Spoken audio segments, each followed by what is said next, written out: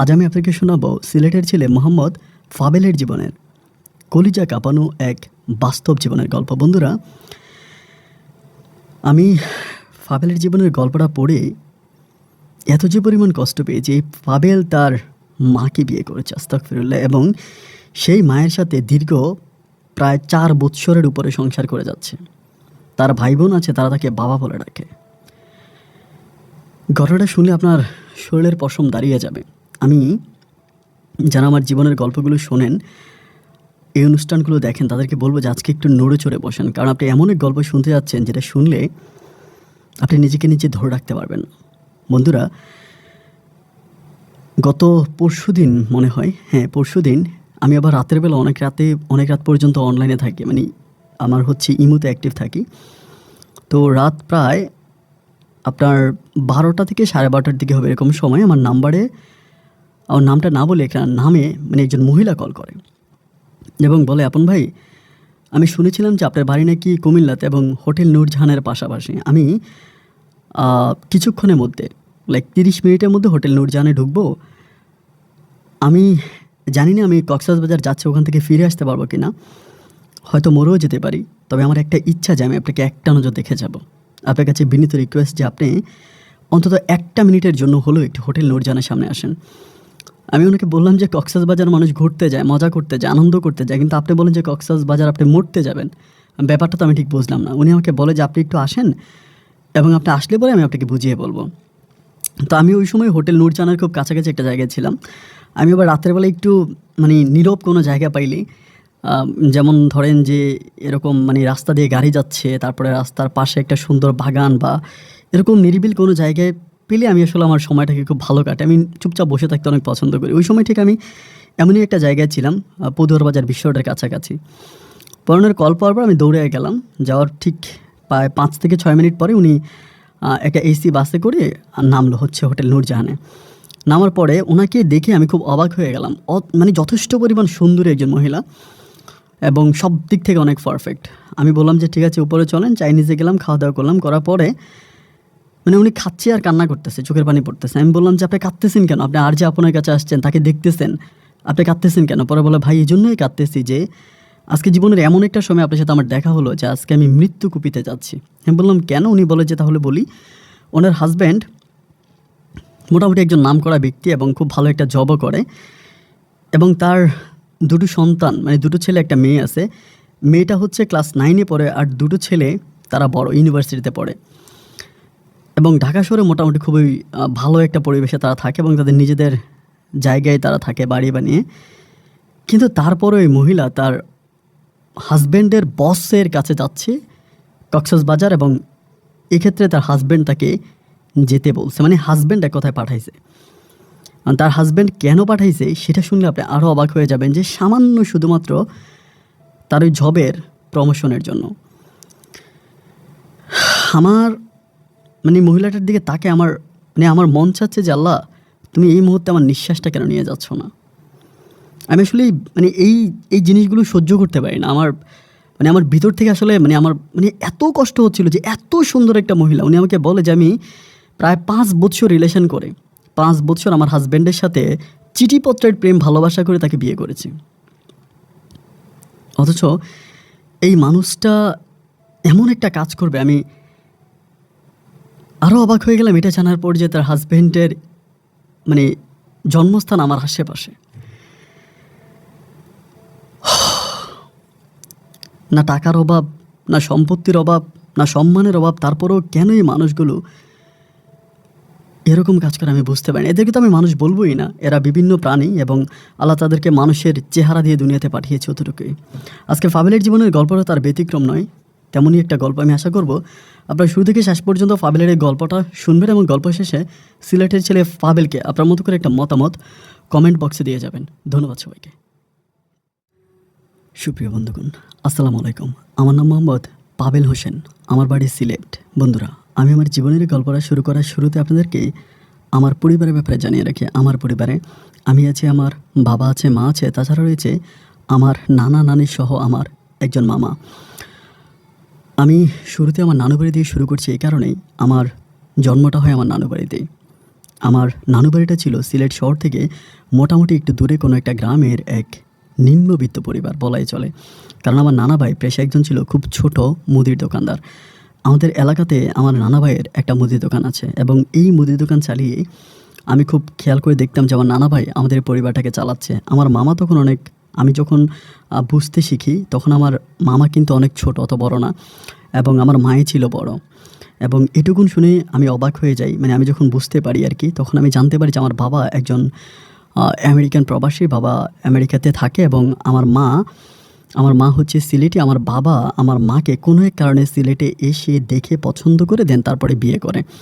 এবং আরেকটা ঘটনা আমার বাবার জীবন আছে। আমার বাবার বাড়ি হচ্ছে চট্টগ্রামে এবং আমার বাবা ওখানে চট্টগ্রামে তার বউ আছে, বাচ্চা আছে, সন্তান আছে। যদিও আমি কখনোই হচ্ছে চট্টগ্রামে যাইনি এবং আমার এই সৎমাকে আমি কখনো দেখিও নাই। আমার জন্ম, আমার বেড়ে ওঠা, আমার সব কিছুই ছিল আমার নানু বাড়িতে। যাই হোক, এমন করে আমার সময়গুলো সামনের দিকে অতিবাহিত হচ্ছিল। আমি তখন স্কুলে মাত্র ভর্তি হব ওইরকম একটা সময়ে আমাকে, মানে আমার ভর্তির সময়টা পেরিয়ে যাচ্ছে। কারণ হচ্ছে আমার নানা নানি তারা দুজনে আমাকে অনেক ভালোবাসে। যেহেতু পরিবারে কোনো মানুষ নাই, মামাও বিয়ে করে নাই, মামা তখন নানা ভাইয়ের দোকানটা চালাচ্ছে, নানা ভাই বাসায় বেশিরভাগ সময় রেস্টে থাকতেছে। তো সেক্ষেত্রে যেহেতু পরিবারে কোনো ছেলে সন্তান নাই বা কোনো বাচ্চা কাচ্চা নেই, এই জন্য নানা নানি দুজনে আমাকে অনেক বেশি ভালোবাসে। তো এক পর্যায়ে আমার মা আমার বাবার সাথে খুব ঝগড়া করে। বাবা তখনও আমেরিকাতেই থাকতো। তো মা খুব ঝগড়া করে যে, দেখো তোমার ওই বউয়ের জন্য তুমি বাড়ি কিনতেছো, জায়গা কিনতেছো, ওই বউয়ের জন্য তুমি এটা করতেছো, ওইটা করতেছো, ওই ওই ওই হচ্ছে তোমার বড় বউয়ের সন্তানদের জন্য তুমি অনেক কিছুই করতেছো, কিন্তু আমার যে একটা সন্তান আছে তুমি তো তার জন্য কোনো কিছুই করছো না। এবং আমার সন্তানটা ছোট, ও হচ্ছে ভবিষ্যতে কী করবে, ওরে আমি কি করব, ওইটা নিয়ে মা মানে অলওয়েজ বাবার সাথে খুব ঝগড়াঝাটি করতো। এবং ঝগড়ার একটা পর্যায়ে আমার বাবা তখন অতিষ্ঠ হয়ে আমার মাকে বললো যে, ঠিক আছে, একটা কাজ করো, তুমি আর ফাবেল হচ্ছে আমেরিকাতে চলে আসো। আমি তো বাংলাদেশে তোমাদেরকে এমন কিছু করে দিতে পারবো না এবং তোমাদের কাছে খুব একটা গিয়ে আমি থাকতেও পারবো না। কারণ আমার বড় বউ সে হচ্ছে অনেক ডেয়ারিং, সে আমাকে খুঁজে বের করে ফেলবে এবং একটা সময় আমার অনেক ক্ষতিও করে ফেলতে পারে। সো আমি যেহেতু আমেরিকাতে থাকি, আমি চাই তুমি আর আমার সন্তান পাবেল তোমরা আমেরিকাতে চলে আসো এবং এখানে আমি তোমাদেরকে খুব ভালোভাবে রাখবো এবং এখানে তোমরা ভালো থাকবা। এই কথা বলার পরে মা তখন অত্যন্ত খুশি হলো বাবার এই কথা শুনে, যে বাবা আমাকে আর মাকে আমেরিকাতে নিতে চায়। তখন আমার মামা আমাদের সমস্ত রকমের কাগজপত্র, ডকুমেন্ট, যা কিছু আছে সব কিছুই হচ্ছে মানে রেডি করতেছে। তো আমার পাসপোর্ট তৈরি করলো, আমার মায়ের পাসপোর্ট তৈরি করলো এবং আমাদের পাসপোর্ট তৈরি করে মা হচ্ছে আমাদেরকে আমেরিকাতে নিয়ে যাবে, মানে বাবা আমেরিকাতে নিয়ে যাবে। তো আমি আসলে ছোটো মানুষ, বুঝি না, বাট মানুষের মুখে শুনি যে আমেরিকা নাকি দেখতে অনেক সুন্দর এবং সারা পৃথিবীর সবচেয়ে উন্নত দেশ। এবং এগুলো শুনতে আমার কাছে খুব ভালো লাগতো যে আমি এত সুন্দর একটা সিটিতে যাব, এত সুন্দর একটা জায়গায় থাকবো। মানে আমার কাছে সিরিয়াসলি ব্যাপারটা অনেক ভালো লাগতেছিল যে আমি আমেরিকার মতো একটা জায়গায় গিয়ে স্টে করব। খুব ভালো ব্যাপারটা ছিল। তো এমন করে এই সময়গুলো কাটতেছে। তো সব ডকুমেন্ট পেপার মামা রেডি করতেছে, দৌড়াদৌড়ি করতেছে, ঢাকাতে যাচ্ছে, আমেরিকান অ্যাম্বাসিতে যাচ্ছে, কাগজপত্র সব কিছু ঠিকঠাক করেই এমন করে সময়গুলো কাটতে কাটতে আমাদের মোটামুটি ভিসা, টিকিট প্রায় সব কিছু কমপ্লিট হয়ে গেছে। এর মাঝে অনেকগুলো মাস পেরিয়ে গেছে। সব কিছু কমপ্লিট হয়ে যাওয়ার পরে আমরা যেদিন চলে যাব ওই দিনটা ছিল হচ্ছে রবিবার। তো শুক্রবারের রাতের বেলায়, মানে শুক্রবারের রাতে আমি কিন্তু আবার আমার নানা নানুর মধ্যখানে ঘুমাইতাম। নানা এক পাশে, নানু এক পাশে এবং আমি মধ্যখানে ঘুমাইতাম। আমার মনে পড়ে না যে আমি কখনো আমার মায়ের সাথে ঘুমাইছিলাম। ছোটোবেলা থেকে আমার আম্মুর সাথে আমার ঘুম হয় নাই। প্রায় সব সময় আমি আমার নানা নানুর মধ্যখানেই ঘুমাইতাম। যাই হোক, এমন করেই তো সেটাতেও যখন ঘুমাই, ঘুম থেকে ফজরের সময়, মানে ফজরের আজানের ওই মুহূর্তে আমার নানুমণি তখন আমাকে জড়ায় ধরে হাউমাউ করে কান্নাকাটি করতেছে, মানে প্রচণ্ড রকমের চিল্লাচ্ছে। নানু চিল্লানোর শব্দে তখন আমার ঘুমটা ভাঙার পরে তখন পাশের রুম থেকে, এক রুম থেকে মামা এবং অন্য রুম থেকে আমার হচ্ছে মা দৌড়ে ছুটে আসে। কী হয়েছে, সকালবেলা তো ফজরের একটু কাছাকাছি ওই সময়। তো মানে এরকম একটা সময়ের ভিতরে যখন নানু বাবা আমাকে জড়ায় ধরে কাঁদতেছে, তখন হচ্ছে সবাই মানে কী হয়েছে জিজ্ঞেস করতেছে। আমার মা তো ভাবছে যে হয়তো আমার কোনো একটা কিছু হয়ে গেছে, যেহেতু আমি এখন মানে বিদেশে যাব, মানে সব কিছু নিয়ে অনেক রেডি বা এরকম অবস্থা। তো তার ভিতরে মা খুব ভয় পেয়ে গেল, না জানি আমার কিছু একটা হয়ে গেল। তো মা এসে দৌড়ে আমাকে ধরলো। আমিও তখন একদম মানে ব্যাব্বল হয়ে তাকায় আছি, কী ব্যাপার, এরকম কেন? তারপর নানু চিৎকার করে বলতেছে যে আমি আমার নাতিকে, মানে ফাবেলকে আমেরিকাতে যেতে দিব না। আমার মা তখন বলতেছে, মানে মা বলতেছে আমার নানুকে, আপনি কি পাগল হয়ে গেছেন? ওর ভিসা, টিকিট সব কিছু কাটা হয়ে গেছে, সব কিছু রেডি, আর এখন আপনি বলতেছেন ওকে যাইতে দিবেন না? এটা কোন ধরনের কথা? কেন যাইতে দিবেন না? আমার নানু বলে, আমি এখন বলতে পারবো না, রাতের স্বপ্ন রাতে বলতে হয় না, আমি দিনে বলবো। তো আমার মা বলতেছে যে, দেখেন মা, এরকম পাগলামি করেন না, আপনি ওকে যাইতে দিতে হবে, আপনি এগুলো বললে হবে না। ওর কালকে ফ্লাইট, মানে তখন তো ছিল হচ্ছে মানে শনিবার হয়ে গেছে অলরেডি, রবিবারে রাতে আমাদের ফ্লাইট। তো হাতে মাত্র একদিন আছে, আমরা আজকে সকালবেলা রওনা দিব আর কি। এই সময় সকালবেলা এই ঘটনা। পরে আমার নানু বলতেছে সকালবেলা, এবার সে সকাল হলো, প্রায় আশেপাশে থেকে অনেকগুলো মানুষ আসলো, যেহেতু আমার মায়ের সাথে আমাকে যেতে দেবে না, আমার মাও আমাকে ছাড়া যাবে না, মানে মোটামুটি অনেকটা ঝগড়া লেগে গেল। ওই মুহূর্তে আমার নানু কী করলো, কলাগাছ সাক্ষী, মানে স্বপ্নের কথা যখন বলে সকালবেলা, বলে যে কলাগাছ সাক্ষী, আমি বলতেছি যে আমি স্বপ্নে দেখছি আমার নাতি ট্রেনের নিচে পড়ে 2 টুকরো হয়ে গেছে। আমেরিকাতে তুই তোর হাজব্যান্ড হাঁটতেছিস, তোরা তার দিকে তাকাচ্ছিস না, এবং সে তোদের পিছনে ট্রেন আসতেছে, সে দৌড় দিয়ে ট্রেনের সামনে চলে গেল, ট্রেন তার উপর দিয়ে গেল, সে 2 টুকরো হয়ে গেল। আমি এটা স্বপ্নে দেখতে পাইছি। আমার মা বলে স্বপ্ন তো স্বপ্নই, এবং এই স্বপ্নের কথা বলে তো আর লাভ নাই, স্বপ্ন দেখলে দিনের বেলায় স্বপ্নের কোনো অস্তিত্ব থাকে না। আমার নানুমণি তখন বলতেছে আমি স্বপ্নটা এমন একটা সময় দেখেছি, ঠিক ভোর রাতে, এবং ভোর রাতে স্বপ্ন সবসময় সত্যি হয়। আমার নাতি যদি আমেরিকাতে যায় তাহলে নিশ্চিত যে সে মারা যাবে, সে ট্রেনে কাটা পরে মারা যাবে, আমি থেকে যেতে দিব না। এরকম করতেছে। পরে সবাই পাগলামি, মানে সবাই বুঝাইতে আছে যে আমার নানুকে, যে দেখেন কেন যেতে দিবেন না, কারণ এখন ওর টিকিট হয়ে গেছে, ভিসা হয়ে গেছে, এখন যদি না যায় তাহলে লাইফটা নষ্ট হয়ে যাবে। বাংলাদেশে থাকলে কি করবে, ওইখানে গেলে ওর বাবা আছে, মা আছে, তাদের সাথে থাকবে। নানু তখন আমাকে বুকে নেবে, আমি তখন মোটামুটি অনেকটাই বড়, অনেক বড়, আমি সব কিছু বুঝি, বাট নানু আমাকে জড়াই ধরে রাখছে, আমাকে কোনোভাবেই ছাড়তেছে না, মানে কোনোভাবেই ছাড়তেছে না। আমার মা কোনোভাবে নানুর কাছ থেকে নিতে পারতেছে না। পরে বাবার সাথে যোগাযোগ করা হলো, এবং বাবাকে বললো যে এই ঘটনা, এখন তো কোনোভাবেই মা তো ওকে মানে দিতেছে না, আমি এখন কী করব। তো আমার বাবা বলে যে ঠিক আছে, তোমরা সবাই মিলে একটু বসো, চিন্তা ভাবনা করো কী করেছে, আমি অফিসে আছি, আমি 2 ঘন্টা পর আবার কল করবো। এই কথা বলো, বাবা তখন লাইনটা কেটে দেয়। কেটে দেওয়ার পরেই দেন আমার মা তখন আমার অন্য যে চাচারা আছে, মানে আমার যে নানার ভাইরা আছে, মানে অন্য ঘরের নানা নানি, তাদেরকে ডাকে সবাইকে, মানে আম্মার চাচা জেঠুদেরকে ডাকে সবাইকে নিয়ে দুপুরবেলা বসে। আবার আজকে বিকেলেই বা আজকে রাতে তারা আমরা রওনা দিয়ে দেবো, কারণ এরপর দিন আমাদের ফ্লাইট। তো পরে সবাই মিলে তখন বসার পরে সবাই মিলে বলতে আছে যে নানুর কথায় একটা, যে নানু মরে যাবে, নানু মরে যেতে রাজি আছে, কিন্তু আমাকে ছাড়বে না, কোনোভাবেই না, কোনোভাবে আমাকে নিতে পারবে না। সবাই টানা হেঁচড়া করতেছে, সবাই চেষ্টা করতেছে, পারে না। পরে দুপুরবেলা আমার অন্য ঘরের একটা নানা আছে, উনি আবার আগে মেম্বার ছিল আর কি, এখন প্রাক্তন মেম্বার। তো উনি তখন আমার মাকে বলতেছে যে হামিদা দেখ, এখন মূলত তোর যে সন্তান, তুই তাকে নিয়ে যেতে চাস, কিন্তু তোর মা দিতেছে না। তুই দুনিয়াতে আসলি তোর মায়ের কারণে, এবং তোর সন্তান আসলো তোর কারণে। এবং তোর মায়ে যদি দুনিয়াতে না আসতো তাহলে তুই তো দুনিয়াতে আসতি না, আর তুই যদি দুনিয়াতে না আসতি তোর সন্তান কীভাবে আসতো। আর সেক্ষেত্রে আমি মনে করি যে তোর মা মূল, উনি সূত্র। সুতরাং তোরা তোদের সন্তানটাকে নিতে পারবি। তোর মা যেহেতু একটু বয়স্ক মানুষ, পুরনো দিনের চিন্তাভাবনা, পুরনো দিনের কথাবার্তা ওনার মাথায় আছে, তাহলে দেখা যায় কি যে এটা কোনো সমস্যা হবে না। তোরা যা, এবং 2-3 মাস পরে প্রয়োজনে আমি নিজে থেকে আমি ওকে পাঠিয়ে দিব। আমি এটা দায়িত্ব নিলাম, এবং আমি নিজে থেকে ওকে পাঠিয়ে দেবো। এবং তখন আমার মা বলতেছে যে তো এত টাকা দিয়ে টিকিট কাটলাম, আমাদের টিকিটটা নষ্ট হয়ে যাবে। তারপর নানা ভাই বলতেছে যে ঠিক আছে, নষ্ট হলে হবে, এখন তোর মায়ের মন তো তোর রাখা লাগবে, তুইও তোর মায়ের উপর দিয়ে কথা বলে তোর সন্তানকে নিতে পারিস না, এবং নিলে এটা কি ঠিক হবে নাকি। পরে মা বলে ঠিক আছে, আমি আমার হাজব্যান্ডের সাথে কথা বলি। দেন পরে আবার বাবার সাথে কন্ট্রাক্ট হওয়ার পরে তো বাবা তখন এই সেম কথাই বলে যে ঠিক আছে, যেহেতু মা দিচ্ছে না, আমার নানুর কথা বলে, যেহেতু ওর নানু দিচ্ছে না, তাহলে ও থাকুক, তুমি একা আসো, পরে আমরা ওকে আবার গিয়ে নিয়ে আসবো। এই কথা বলার পরে তো আমাকে আর তখন নেন, আমি তখন খুব কান্নাকাটি করি, আমার মা চলে যায়। আমি নানুর সাথে খুব রাগ করি যে আমি আমেরিকাতে যাব। সবাই আমাকে বলছে আমেরিকা অনেক সুন্দর সিটি, অনেক সুন্দর মানুষ, ওখানকার মানুষগুলো সব সাদা সাদা হয়, অনেক কিউট হয়, অনেক ফর্সা হয়। তো আমি আমেরিকাতে যাব, তুমি আমাকে যেতে কেন দিচ্ছ না। এই নিয়ে নানির সাথে আমার অনেক ঝগড়া হয়, কিন্তু মা আমাকে টিকে নেয় না। মা তখন চলে যায়, আমেরিকাতে চলে যেতেন, আমি তখন নানুর সাথেই থাকি। মা আমেরিকাতে যায়, এবং মা মোটামুটি গিয়ে আমাদের সাথে যোগাযোগ করে। মা খুব ভালো অবস্থানে বাবার সাথেই থাকে, সব কিছু ঠিক থাকে। দেন আমি তখন ওখানকার একটা স্কুলে পড়াশোনা করতাম, প্রাইমারি স্কুলে পড়তাম, এবং আমি স্কুলে গেলে সবাই আমাকে মোটামুটি অনেক সম্মান স্নেহ ভালোবাসতো, যেহেতু আমার বাবা মা কেউ নাই, এবং নানা নানি এরকম ভালোবাসতো। আমার নানু, আমি আসলে কীভাবে বলবো, আমি সকালবেলা যখন স্কুলে যাইতাম আমার নানু আমার সাথে যাইতো, এবং আমি স্কুলে ক্লাস করতাম, আমার নানু ওই যে স্কুলের যে মাঠ হয়, মাঠের একটা কর্নারে নানু বসে থাকতো, এবং 5 ঘন্টা 6 ঘন্টা যতক্ষণ না পর্যন্ত আমার ক্লাস শেষ না হবে, ঠিক ততক্ষণ পর্যন্ত নানু ওই মাঠে বসে থাকতো। আমার ক্লাস শেষ হবে তো নানু এখান থেকে আমাকে নিয়ে আসতো।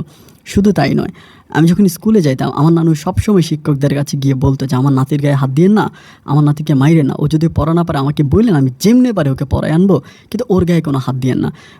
কোনোভাবেই নানুর একটাই কথা, নানুর সারা পৃথিবী একদিকে ছিল, আমি একদিকে ছিলাম। তো যাই হোক, এরকম করে সময়গুলো কাটতে আমার জীবন থেকে তখন প্রাইমারি স্কুল জীবন শেষ হলো, আমি হাই স্কুলে ভর্তি হলাম।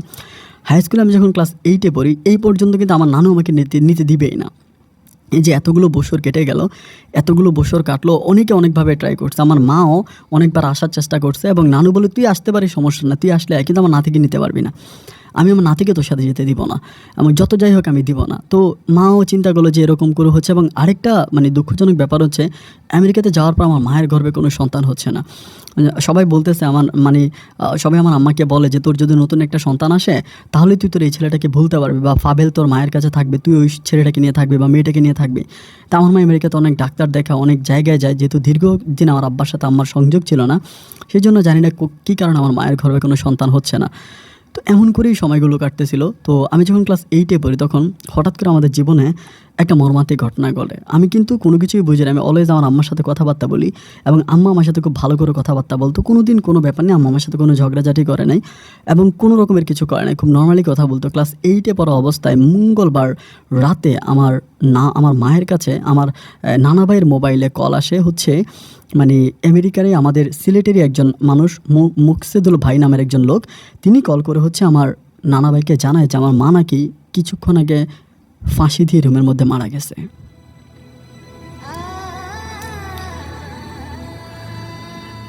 এটা শোনার পরে আসলে আমরা কেউ নিজেকে ধরে রাখতে পারি নাই।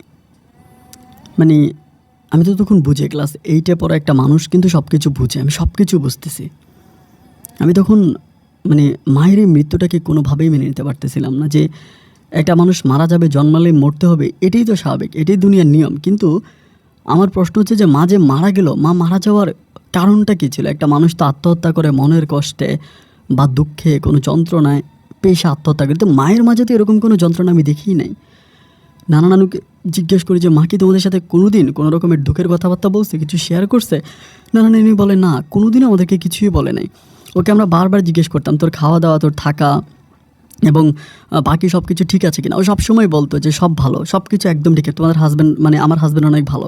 এবং মানে সবসময় এগুলো বলতো যে মানে আমার বাবার প্রশংসা করতো আমার নানুর কাছে, আমার নানা ভাইয়ের কাছে এবং আমার মামার কাছে। কিন্তু এরকম ঘটনা, আর এর মাঝে আমার মামাও বিয়ে করে, মামারও 2টা মেয়ে সন্তান আছে, মামা বিয়ে করে।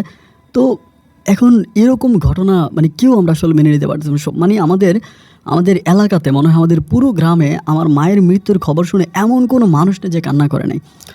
আমার মা আমাদের পুরো এলাকাতে মানে এই আশেপাশে যেই 10-15টা গ্রাম ছিল তারই মাঝে আমার মা ছিল সবচেয়ে ভালো একটা মেয়ে এবং দেখতে অনেক সুন্দর ছিল।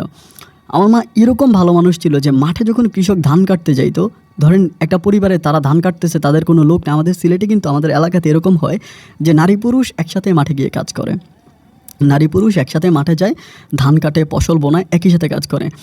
আমার মা এত পরিমাণের ভালো মানুষ ছিল যে দেখা যায় মাঠের মধ্যে কেউ কাজ করতেছে, তাদের লোক নাই, মা ওই মানুষগুলোর সাথে মিশে কাজ করা শুরু করতো। বা কেউ একজন বোঝা নিয়ে আসতে পারতেছে না, মা তার বোঝাটা মাথায় করে নিয়ে চলে আসতো। এবং কারো বিপদ হলে এলাকার মানুষ যাওয়ার আগে আমার মা দৌড়ে সেখানে চলে যেত। তাই আমার মায়ের মৃত্যুতে পুরো গ্রামের মানুষগুলো হাউ মাউ করে কান্না করেছে। যাই হোক, পরে আমার নানা ভাই বললো যে ঠিক আছে আপনারা লাশ পাঠানোর ব্যবস্থা করেন, আমরা লাশটাকে দেশে নিয়ে আসি। কিন্তু ওই সময় আমার বাবা বলল যে যেহেতু আত্মহত্যা করে মারা গেছে, লাশ বাংলাদেশে পাঠাইতে অনেক ঝামেলা হবে, বাবা আপনি যদি আমাকে অনুমতি দেন আমি হচ্ছে ওর লাশটা এখানে মাটি দিয়ে ফেলি। এবং আমার নানা ভাই তখন বললো যে না, আমাদের মেয়ের লাশ। আমি তখন বললাম যে আমি আমার মাকে দেখবো, আমার মায়ের লাশ দেশে পাঠাবেন। এবং তখন বাবা বলতেছে যে লাশটা প্রায় অনেকটা অংশে নষ্ট হয়ে গেছে, ফাঁসিতে ঝুলেছিল দীর্ঘক্ষণ, বাবা নাকি অফিসে ছিল এবং বাবা 8 ঘন্টার মতো অফিসে ছিল, ওই 8 ঘন্টায় লাশটা ঝুলেছিল, এই জন্য এটা অনেকটা নষ্ট হয়ে গেছে, এটা বাংলাদেশে এনেও কোনো লাভ নাই, কেউ চিনতে পারবে না, চেহারা টেহারা নাই। এরকম করে অনেকভাবে হচ্ছে আমাদেরকে বাবা বুঝাচ্ছে। তো এরপর আবার বাবা আমার নানা নানিকে বলতেছে যে আব্বু আম্মু আপনারা চিন্তা করবেন না, আমি আছি এবং আমি সারা জীবন আমার নিঃশ্বাস থাকা পর্যন্ত আমি ফাবেলের জন্য অনেক কিছু করে যাব। এবং জায়গায় সম্পত্তি আমি চট্টগ্রামে ফাবেলের নামে অনেক কিছু কিনছি, ফাবেলের অনেক প্রপার্টি আছে চট্টগ্রামে, এবং আমি আমেরিকাতেও ফাবেলের জন্য অনেক কিছু করবো, আমি ওকে নিয়ে আসবো। সো আপনারা এটা নিয়ে কোনো চিন্তা করবেন না যে ওর মা মরে গেছে বলে আমাকে ভুলে যাব না, এরকম কিছুই না। আপনারা দোয়া করেন যাতে আমার বউ জান্নাতবাসী হয়। এবং আমার বাবাও বারবার হচ্ছে আমার নানানিকে জিজ্ঞেস করতেছে যে কখনো কি আপনাদের মেয়ে আপনাদের কাছে কোনো কমপ্লেন করছিল যে তার মানে কোনো সমস্যা এটা সেটা বা তার অন্য কোনো কিছু। তা মানে আমার নানানি বলে যে না, এরকম কখনোই সে আমাদেরকে বলে নাই বা কখনোই আমরা তার মুখে শুনি নাই যে সে কষ্টে আছে, দুঃখে আছে, এমন কিছু আমরা তার মুখে শুনি নাই। তো তারই হঠাৎ করে মৃত্যুর কারণটা কি, এটা আমরা আসলে অ্যাকচুয়ালি আমরা কেউ বলতে পারি না, এটা আমাদের কারোই বোধগম্য হয় না যে সে কেন কাউকে কোনো কিছু না বলে এভাবে হঠাৎ করে মারা গেল। এটা তো পরে আমার নানা নানি ওরকম করে বলে, তখন সবাই বলে যে ঠিক আছে জামাই যেহেতু ভালো এবং জামাই তো ভালো কথাই বলতেছে, তাহলে একটা কাজ করেন বলেন যাতে আমেরিকা থেকে মাটি দিয়ে ফেলে আর বাংলাদেশে আনার দরকার নেই। পরে আমেরিকারই কোনো একটা কবরস্থান আমার মাকে তখন মাটি দিয়ে দেওয়া হয়। তো এরপর থেকে আমার মনের ভিতরে মানে প্রচুর পরিমাণ কষ্ট কাজ করে। আমার বাবা কিন্তু ভালো ছিল, প্রতি মাসে মাসে আমার জন্য টাকা পাঠাইতো এবং আমার নানা নানি ওই আমার প্রতি টান আরও বেড়ে গেল যেহেতু মা মারা গেল আমেরিকাতে গিয়ে। এবং আমার নানু সবসময় একটা কথা বলতো, আমি যেটা স্বপ্নে দেখেছি ভোর রাতে এটাই সত্যি হয়েছে, তুই যদি যাইতি তাহলে তুইও মারা যাইতি, তুই আমার কাছে ছিলি বলে তুই বেঁচে গেছিস এবং তোর মা বেশি বুঝছে, তোর মা চলে গেছে এই জন্য তোর মা মারা গেছে। এরকম করে নানু সবসময় হচ্ছে আমাকে বুঝাইতো যে কোনো সমস্যা নেই, তুই দেশে থাকবি এবং তোর যা যা করা দরকার আমি সবসময় তোকে হেল্প করব, সাপোর্ট করব। এরকম মানে ভালোবাসা দিয়ে নানু সবসময় আমাকে আগলে রাখতো। তেমন করে আমার দিনগুলো কাটতে কাটতে একটা পর্যায়ে আমি এসএসসি পরীক্ষা দিই। তো বাবা টাকা দিত, প্রতি মাসে মাসে ভরপুর টাকা দিত নানা নানুর জন্য, আমার জন্য, মামার জন্য। মানে একরকম আমার বাবার আমেরিকার টাকায় আমাদের পুরোটা পরিবার চলতো। তো ইন্টারমিডিয়েট পরীক্ষা দিই, এসএসসি পরীক্ষা দিই এবং এসএসসি তো আমার মোটামুটি ভালোই রেজাল্ট হয়। ভালো একটা রেজাল্ট হওয়ার পরে আমার নানু তখন মোটামুটি অনেকটা অসুস্থ হয়ে যায়, অনেক অসুস্থ, ঠিকমতো হাঁটাচলা করতে পারে না, নানার অবস্থা একই রকম থাকে। তখন মামাই পুরো সংসারটা চালাচ্ছে, কিন্তু মামা ওই আমার নানা ভাইয়ের ছোট্ট মুদির দোকানটাতে বসে, আর বাবা হচ্ছে আমেরিকা থেকে টাকা পাঠায় এবং ওই টাকা দিয়েই আমার মামা হচ্ছে সংসারটা চালায়। তো আমি তখন কলেজে পড়া অবস্থায় আমার নানু তখন বললো যে আমাকে যাতে ভালো একটা কলেজে ভর্তি করে, কারণ আমার এসএসসি রেজাল্ট অনেক ভালো ছিল। তো সেই জন্য আমাকে যাতে ভালো একটা কলেজে ভর্তি করে, এই জন্য না আমার মামাকে বলার পরে মামা তখন আমাকে বললো যে আমাদের এলাকাতে তো ভালো কোনো কলেজ নেই, এখন ভালো কলেজে পড়তে হলে সিলেটে যেতে হবে, সিলেট শহরে কোনো একটা কলেজে পড়তে হবে এবং সেখানে পড়লে ও ওইখান থেকে একটা ভালো রেজাল্ট করতে পারবে। পরে সিলেটেরই একটা নামকরা কলেজ আমাকে ভর্তি করানো হয়। ভালো একটা কলেজে ভর্তি করেন, আমি ওখানে পড়াশোনা করতেছি এবং আমি ওখানকার একটা হোস্টেলে থাকতেছি, আমার বাবাই সব টাকা পয়সা দিচ্ছে। তো তখন আসলে মানে ওই রকম অবস্থা ছিল না যে মানে মানুষ মানে খুবই মানে খারাপ অবস্থার মধ্যে ছিল। এরপরও আমার বাবা ওই সময় আমাকে বাংলাদেশের সবচেয়ে দামি যে বাইকটা হয়, মানে মোটর বাইক হয় সুজুকি কোম্পানির, ওই বাইকটা আমার বাবা আমাকে কিনে দেয়, মানে আমার জন্য টাকা পাঠায় আমি বাইক কিনি। আমার ক্লাসে যারা পড়তো কারোই বাইক ছিল না, মানে সাইকেলও ছিল না এমন অবস্থা, কিন্তু আমার ওই সময় মোটর সাইকেল ছিল, আমি মোটর সাইকেল চালাইতাম। এবং বাবা এটাও বলেছে তোমার যদি কোনো সমস্যা হয় আমাকে বলতে পারো, আমি তোমাকে গাড়ি কেনার জন্য টাকা দিব, তোমার গাড়ি কেনা লাগলে সেটাও বলো। এমন কোনো মাস ছিল না যে আমি আমার বন্ধুবান্ধবদেরকে নিয়ে আমি দূরে কোথাও ঘুরতে যাইতাম না।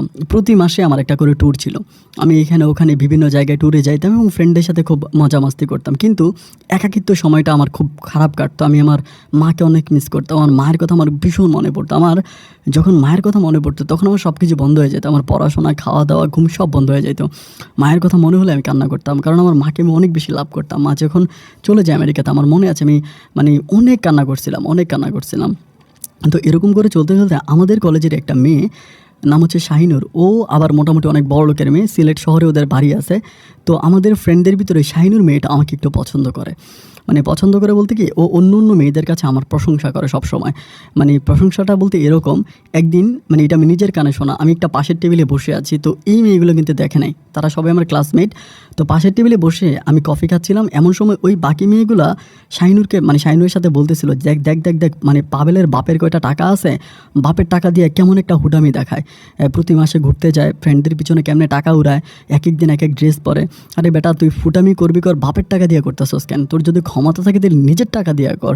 তুই যদি এতই ট্যালেন্ট হয়ে থাকিস, এতই ক্রিয়েটিভ হয়ে থাকিস, তাহলে তুই নিজের টাকা ইনকাম করে নিজের টাকা দিয়ে ফুটামি দেখা, তুই বাপের টাকা দিয়ে কেন তো বাহাবা দেখাচ্ছিস? এই কথাগুলো বলতেছে। বলার পরে তখন শাহিনুর এখানে মানে ও হচ্ছে মানে ব্যারিকেড দেয়, ও বলে যে তোরা কী বলতেছিস, মানে ওর বাপের টাকা আর ওর টাকার মধ্যে পার্থক্য কী? আর ও তো এখন ইনকাম করার বয়স হয় নাই, এমন তো না যে ও পড়াশোনা শেষ করে এখন রাস্তায় ঘুরতেছে, বাপের টাকা উড়াইতেছে, এরকম তো না, তাই না? ও তো কলেজে পড়াশোনা করে এবং ও কলেজে পড়াশোনা করে পড়াশোনা শেষ করার পরেও একটা ভালো জব করবে বা ভালো একটা বিজনেস করবে, তখন তো সেটা নিজের টাকায় চলবে। এখন তো পড়াশোনা করে বাপের টাকায় চলবে, আর ওর বাবা ওকে টাকা দেয়, ও ইউজ করতেছে। এখন আমার বাবা যদি আমাকে টাকা দিত আমি তো খরচ করতাম। এই কথাটা আমার খুব ভালো লাগে, মানে শাহিনুর এই কথাটা আমার খুব ভালো লাগে। এবং এই কথাটা শোনার আমি কিন্তু ওখানে কোনো মানে আমি যে ওখানে বসে আছি এটা কিন্তু আমাকে কাউকে বুঝতে দেয় না। তারই কয়েকদিন পরে শাহিনুর হচ্ছে অন্য একটা মেয়ের মাধ্যমে আমাকে মানে প্রস্তাব পাঠায়, বলতে এটা বলে যে ওই মেয়েটা আমাকে এটা বলে যে ভাইয়া শাহিনুর কিন্তু আপনাকে অনেক পছন্দ করে, মানে আপনার চলাফেরা, আপনার হেয়ার স্টাইল, আপনার কথাবার্তা বলার ধরন, তারপরে আপনার লাইফ স্টাইলটাকে ও খুব পছন্দ করে, শাহিনুর অনেক পছন্দ করে, আমাকে এটা বলে। আমিও কিন্তু মনে মনে শাহিনুরটাকে অনেক পছন্দ করতাম, আমি এটাকে অনেক পছন্দ করতাম। এবং পছন্দ করার সবচেয়ে বড় কারণ হচ্ছে যে ও একে তো সুন্দরী ছিল আমাদের কলেজে, বাছাই করা কয়েকটা সুন্দরীর মধ্যে একটা ছিল, এবং ওর মানে ফ্যামিলি ব্যাকগ্রাউন্ডও খুব ভালো, এবং তার মনটা এত ভালো ছিল, আমি তার মনের বর্ণনা দিয়ে শেষ করতে পারবো না। মানে এরকমও হয়তো যে আমরা যখন কোথাও ঘুরতে যেতাম, ওর সামনে কোনোদিন কোনো ফকির ভিক্ষা চেয়ে খালি হাতে ফিরে যায়নি।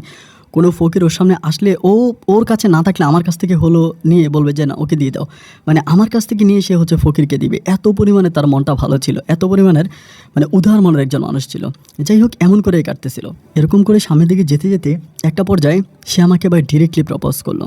আমাকে একদম সে মানে অন্য কোনো ফ্রেন্ডদের নিয়ে না, একদম ডিরেক্টলি আমাকে একদিন বলতেছে, মানে আমি আমাদের কলেজের ক্যাম্পাসের ওখানেই বসে আছি, আমাকে বলো ফাবিল, তোমাকে একটা কথা বলবো, তোমার যদি সম্ভব হয় তুমি কথাটা রাখবা, আর যদি তোমার সম্ভব না হয় তুমি একে রিজেক্ট করবা, বাট আমার নিজের অভিমতটা আমি তোমাকে জানালাম। এখন আমরা তো কিন্তু ওই সময় ইন্টার ফার্স্ট ইয়ার ফাইনাল পরীক্ষা দিয়ে ফেলে তখন সেকেন্ড ইয়ারে পড়তেছি।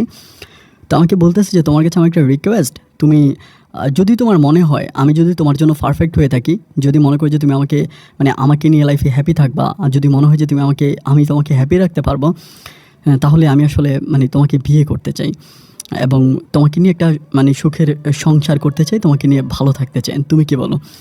এই কথাগুলো শোনার পরে আমি তো আসলে জীবনে মনে হয় এই প্রথম কোনো প্রপোজাল এভাবে পাইলাম, যে এভাবে কেউ কাউকে প্রপোজ করে। আমি জানতাম যে প্রপোজ করে যে আমি তোমাকে ভালোবাসি, এরকম আই লাভ ইউ এরকম, কিন্তু আমি তোমার সাথে সংসার করতে চাই, একসাথে থাকতে চাই, এইভাবে প্রপোজাল তো মনে হয় জীবনে কোনো কোনো মেয়ে কোনো ছেলেকে করে না। আর মেয়েরা তো খুব কমই প্রপোজাল পাঠায়, ছেলেরাই পাঠায়। তো সেখানে সে আমাকে বললো, আর শোনার পর আমার আসলে অনেকটাই ভালো লাগলো। লাগার পর আমি বললাম যে আচ্ছা ঠিক আছে, আসলে সত্যিকার অর্থে আমিও তোমাকে অনেক পছন্দ করি, আমার অনেক ভালো লাগে, কিন্তু সব কিছু মিলে আমিও তোমাকে ভালোবাসি। যাই হোক, এরকম করে ওর সাথে আমার একটা মিষ্টি প্রেমের সম্পর্ক শুরু হয়, এবং সম্পর্কটা এতটাই গভীর হয়ে যায় যে আমি আসলে তাকে ছাড়া অন্য কোনো কিছু চিন্তা করতে পারি না, এবং খুবই ভালো একটা সম্পর্ক আমাদের মাঝে হয়, দুজনকে অনেক ভালোবাসি।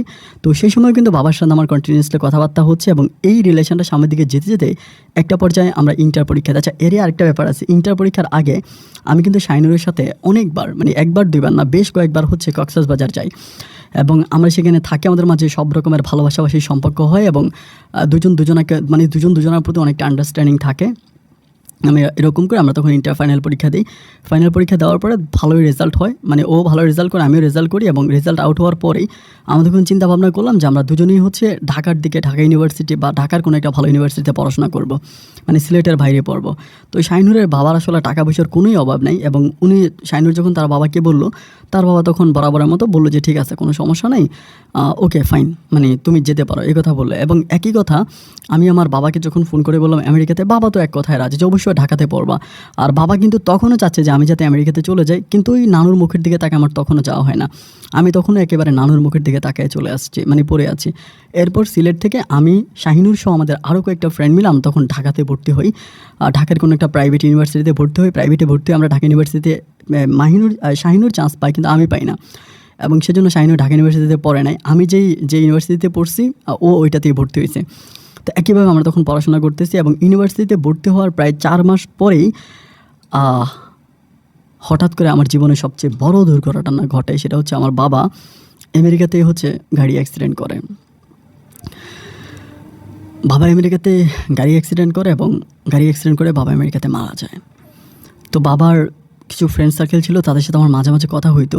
আমি তখন মোবাইল ফোন ইউজ করতাম, তো তারাই আমাকে ফোন করে ডিরেক্টলি বলে যে এমন ঘটনা, তোমার বাবা কার অ্যাক্সিডেন্ট করছে এবং মারা গেছে, এটা আমাকে বলে। তো এই যে এতগুলো দিন পর্যন্ত আমি কোনোদিন আমার সৎ মায়ের সাথে কথা বলি নাই, কিন্তু সৎ মায়ের ফোন নাম্বার আমাকে বাবা দিয়েছে যে যদি কখনো প্রয়োজন হয় আমি যাতে কল করি।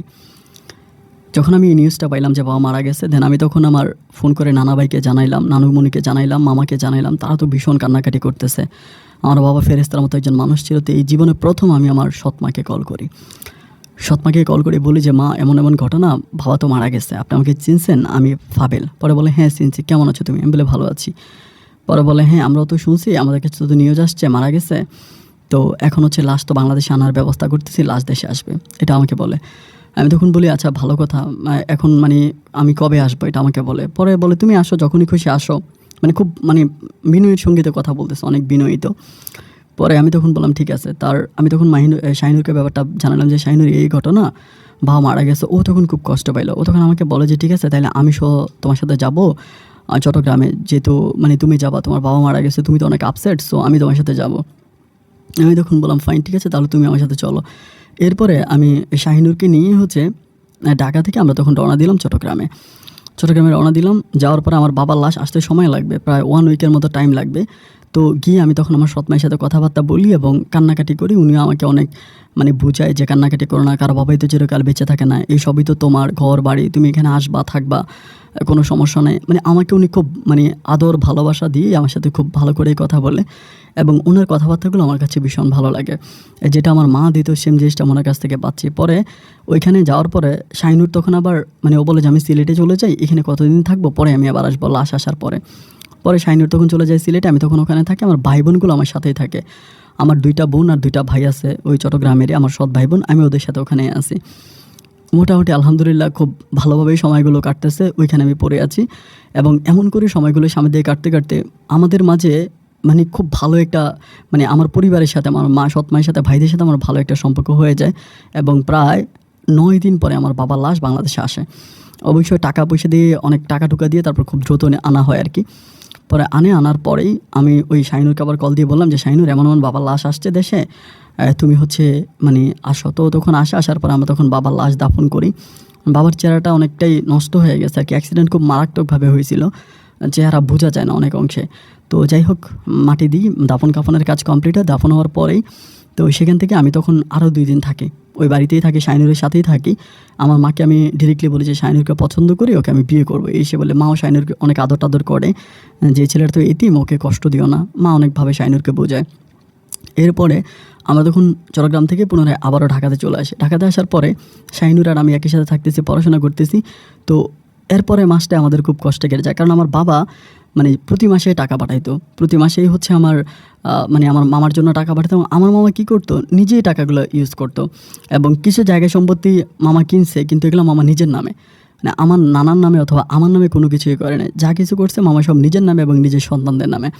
এবং আমি এটাও শুনেছিলাম যে আমার বাবা নাকি মোটা অঙ্কের কিছু টাকাও দিছিল যে শাহিন মানে আমার নামে, পাবেলের নামে কিছু কেনার জন্য, কিন্তু আমার মামা এগুলো আমার নামে না কিনে মামা নিজের নামে কিনছে। তো তখন হঠাৎ করে আমার পরিবারে অভাব, মানে নানা নানুর সংসারে অভাব, মামা অতটা টাকা খরচ করে না।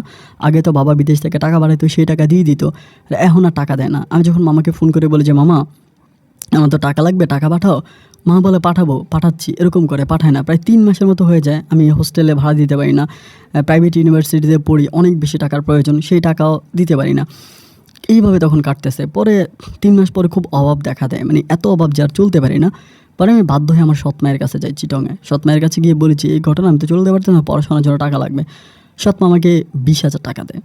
তো ওই টাকা দিয়ে আমার কিছুই হবে না, আমার একটা সেমিস্টারের টাকাও না, আমাকে 20,000 টাকা উনি দেয়। আমি তখন ওনার কাছ থেকে কিছু না বলে 20,000 টাকা নিয়ে আসি। কয়েকদিন পরে আমার এই টাকা শেষ হয়ে যায়, সপ্তাহখানেক পরে আমি তখন আবার আমার সৎমাকে কল করি যে আমার তো টাকা শেষ, মা আমার জন্য টাকা পাঠান। আমার সৎমা তখন আমাকে ডিরেক্টলি বলতেছে তোমার বাবা তো টাকার পাহাড় রেখে যায়নি তোমার জন্য, এটা বলতেছে, তোমার বাবা তো টাকার পাহাড় রেখে যায় না যে আমি প্রতি সপ্তাহে তোমার জন্য টাকা পাঠাবো। আমি তখন বললাম যে এটা আপনি কেমন কথা বলতেছেন, এখন আমার টাকা লাগবে, আপনি টাকা দিবেন না, আপনি টাকা না দিলে আমি চলবো কেমন করে, আমি আমার তো খরচ করতে হবে, আমার তো থাকতে হবে, এখন আপনি না দিলে কীভাবে হবে। উনি তখন আমাকে ডিরেক্ট বলতেছে বাবারে আমি তোমাকে এত টাকা পয়সা দিতে পারবো না, অ্যান্ড তুমি একটা চাকরি বাকরি করো, যেহেতু মাত্র পড়াশোনা করতেছো, পাশাপাশি একটা চাকরি করো। আমি তখন বললাম দেখেন আমি প্রাইভেট ইউনিভার্সিটিতে পড়ি, আমি প্রাইভেট ইউনিভার্সিটিতে পড়া অবস্থায় আমি কোনোভাবেই হচ্ছে পড়াশোনা করে আমি অন্য কোনো জব করতে পারবো না। উনি আমাকে বলে তাহলে তুমি প্রাইভেট থেকে পাবলিকে চলে যাও, পাবলিকে ভর্তি হও, আমাকে বলতেছে। আমি তখন বললাম যে আমি মানে এখানে এত টাকা পয়সা, অনেক টাকা, আমি যখন এখানে ভর্তি হই অনেক টাকা দিয়ে ভর্তি হয়েছিলাম। তো আমি তখন বললাম যে আমি এত টাকা দিয়ে ভর্তি হয়েছি, এখন তো আমি এখান থেকে মানে সরতে পারবো না। তো শাহিনুর আর আমি তখন একই মানে আমরা একটা মানে রুম ভাড়া করে আমরা একই সাথে থাকতাম, একই রুমে থাকতাম, যেহেতু আমার বাইরে থাকলে খরচটা বেশি হবে এবং শাহিনুরের খরচের উপরে আমি তখন চলে যেতাম আর কি। ও বাবার কাছ থেকে যে টাকা আনতো ওই টাকা দিয়ে ওই রুম ভাড়াটা দিয়ে আমরা তখন ওভাবে চলে যেতাম, আমার খুব একটা খরচ লাগতো না।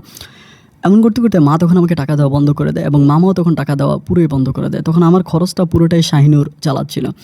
তো শাহিনুরের যে টাকা খরচ হতো ও বাড়ি থেকে আরও ডাবল টাকা আনা লাগতো, আরও বেশি টাকা ফ্যামিলি থেকে নিয়ে আসতো। আনতে আনতে একটা পর্যায়ে ওর বাবা সন্দেহ করে ফেলে যে কী ব্যাপার, আমার মেয়ে এত টাকা দিয়ে করে, কেউ আবার নষ্ট হয়ে যাচ্ছে না তো, নেশা টেশা করে না তো। এই নিয়ে তার বাবা খুব টেনশনে পড়ে যায়। টেনশনে পড়ে যাওয়ার পরে তার বাবা তখন মানে ইনকোয়ারি করতে থাকে যে আসলে টাকা দিয়ে করে কি। যখন ইনকোয়ারি করতে পারে তখন জানতে পারে যে আমার সাথে তার সম্পর্ক আছে এবং আমরা একই রুমে থাকতেছি হাজব্যান্ড ওয়াইফের মতো, এবং আমার পড়াশোনার সমস্ত খরচ শাহিনুর দিচ্ছে। এটা তার বাবা তখন বুঝতে পারে। বুঝতে পারার পরে তার বাবা হঠাৎ করে খুব টেকনিক খাটিয়ে ওকে হচ্ছে সিলেটে নিয়ে যায়। ওর বাবা সিলেটে নিয়ে গিয়ে ওকে আর ঢাকাতে আসতে দেয় না, সিলেট আটকায় ফেলে, বলো তোমার আর পড়াশোনা করতে হবে না, মানে পড়াশোনা কমপ্লিটলি বন্ধ করে দেয়। প্রাইভেট ইউনিভার্সিটিতে পড়া একটা মেয়ে তার স্টাডি অফ করে দেয় জায়গায়। ওর বাবা পরে ও মানে খুবভাবে আমার সাথে ফোনে যোগাযোগ করে, বাবা তো আসতে দিচ্ছে না, কী করবো, এসে কান্নাকাটি করে, এবং একটা পর্যায়ে ওর বাবা ওর বিয়ে ঠিক করে ফেলে, ওকে বিয়ে দিয়ে ফেলবে। তো খুব কান্নাকাটি করে, মেয়ে মানুষ তো আসলে কতটুকু করতে পারবে, বাবার সাথে তো আর অত পারে না। কান্নাকাটি করে যে আমি এখন কী করবো, আমি কিন্তু আত্মহত্যা করবো, আমি তোমার ছাড়া বাঁচবো না, এই সে খুব কান্নাকাটি করে।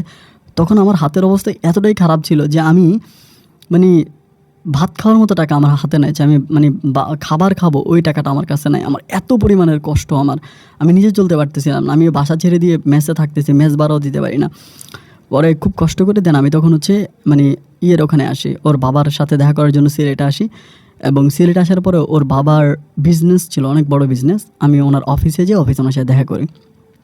উনি আমাকে আগ থেকেই চিনতো মোটামুটিভাবে। ওইখানে যাওয়ার পরে আমি সালাম দিয়ে, আঙ্কেল আমার নাম পাবেল, আমার বাড়ি অমুক জায়গায়। পরে বলে হ্যাঁ আমি তোমার কথা শুনছি আমার মেয়ের মুখে, তোমার শাহিনুর বলছে তোমার কথা। আমি তখন বললাম যে আঙ্কেল দেখেন, আমার লাইফে তো একটা ঘটনা আছে, আমার এই ঘটনা মানে আমার জীবনের ঘটনাগুলো ওনাকে মোটামুটি একটু বলে। উনি আমাকে টাইম দেয়, আমার কথাগুলো শোনে। এমন তো না যে আমার সাথে কথা বলেন না, উনি বলে যে তুমি বলো আমি শুনছি। পরে আমি আমার জীবনের বৃত্তান্ত সমস্ত ঘটনাগুলো বললাম যে আমার লাইফে এই ঘটনাগুলো ঘটেছে, এবং আমি এমন একটা পর্যায়ে দাঁড়িয়ে আছি, এখন আমি আসলে কী করতে পারি। আমি শাহিনুরকে অনেক ভালোবাসি, আমাকে ভালোবাসি। আমার স্টাডিটা শেষ হওয়া পর্যন্ত মানে আপনি আমাকে একটু টাইম দেন, আমি আমার পড়াশোনাটা শেষ করে ওকে বিয়ে করব। পরে উনি আমাকে বলছে তুমি পড়াশোনা শেষ করবা, এরপর তুমি বিসিএস করবা, তারপর আমার মেয়েকে বিয়ে করবা, তো এই পর্যন্ত আমার মেয়ে বুড়ি হয়ে যাবে। আমি তো আমার বুড়ি মেয়েকে বিয়ে দেবো না, আমি আমার ইয়াং মেয়েকে এখনই বিয়ে দেবো, এবং বিয়ে দেওয়ার পরে আমি দেন হচ্ছে তারপরে মানে এটা পরেরটা পরে হবে, কিন্তু আমার নায়নাতকে লাগবে, আমি তাকে বিয়ে দিয়ে দিব। তো আমি তখন বললাম তাহলে আপনি আমাকে একটু সময় দিন। আমাকে বলেন না, আমি তোমাকে কোনো সময় দিতে পারবো না, অ্যান্ড তুমি যদি খুব বেশি করো তাহলে হয়তো তুমি 2-1 মাস আমি তোমার জন্য ওয়েট করলাম, তুমি কিছু একটা করে দেখাও। তো আমি বললাম যে আঙ্কেল এই 2-1 মাসের মধ্যে আমি কী করে দেখাবো, 2-1 মাস আমার তো বাবাও নাই মাও নাই, এখন এই 2-1 মাসের মধ্যে আমি কী দেখাইতে পারি আপনাকে। উনি আমাকে বলে তো তুমি একটা ভালো কান্ট্রিতে চলে যাও, ভালো একটা কান্ট্রিতে যাও, মানে তুমি এমন একটা জায়গায় যাও যে তুমি আমার মেয়েকে রাখতে পারবা, খাওয়াইতে পারবা, পড়াইতে পারবা, এইরকম একটা অবস্থানে তুমি চলে যাও। যদি এরকম একটা অবস্থানে যেতে পারো তাহলে আমি কোনো সমস্যা নেই, আমি তোমাকে হচ্ছে আমার মেয়েকে তোমার কাছে বিয়ে দেবো। আর এরই মাঝে কিন্তু আমার নানুমণি মারা গেছে, নানা ভাই বেঁচে আছে, নানা ভাই অনেক অসুস্থ। আমি বলতে ভুলে গেছিলাম, নানু মারা গেছে। এরই মাঝে আমি সিলেটে গেছি, আমি খুব কান্নাকাটি করছি। তো এবার আমি খুব মানে বিপাকে পড়ে যাই, উনি আমাকে কয়েক মাসের সময় দিচ্ছে। পরে আমি আমাদের এক মানে পরিচিত বড় ভাই হয়, উনিও সিলেটের নাম করা ব্যক্তি, ওনাকে কল দিয়ে বললাম যে ভাই এমন এমন ঘটনা। শাহিনুর ওনার সাথে কথা বললো, কথাবার্তা বলার পরে উনি তখন শাহিনুরের বাবার কাছে গেল, গিয়ে শাহিনুরের বাবাকে বললো যে দেখেন, ছেলে তো মেয়েটাকে অনেক ভালোবাসে এবং মেয়েও ছেলেকে অনেক ভালোবাসে, তারা প্রাপ্তবয়স্ক। এখন আপনি মেয়েটার এইভাবে আটকায় রাখছেন, মেয়েটা যদি পুলিশ টুলিশ কল করে আপনিও বিপদে পড়বেন। এখন একটা কাজ ঝামেলা টামেলা না করে একটা কাজ করেন, দেখেন না কোনোভাবে হচ্ছে মানে ছেলেটাকে একটু টাইম দিতে পারেন কিনা। এই কথা বলার পরে ওই শাহিনুরের বাবা তখন ওই বড় ভাইকে বলে যে ঠিক আছে যাও, আমি 1 বছরের টাইম দিলাম, 1 বছরের মধ্যে ওকে বলো ভালো একটা অবস্থানে গিয়ে যাতে আমার মেয়েকে রাখতে পারবে, খাওয়াইতে পারবে, পড়াইতে পারবে, ভালো একটা অবস্থানে রাখতে পারবে, এরকম একটা অবস্থান যদি সে আমাকে দেখাইতে পারে, আমি ওর মেয়ের মুখের দিকে তাকে ওর হাতে তুলে দেবো, যাও।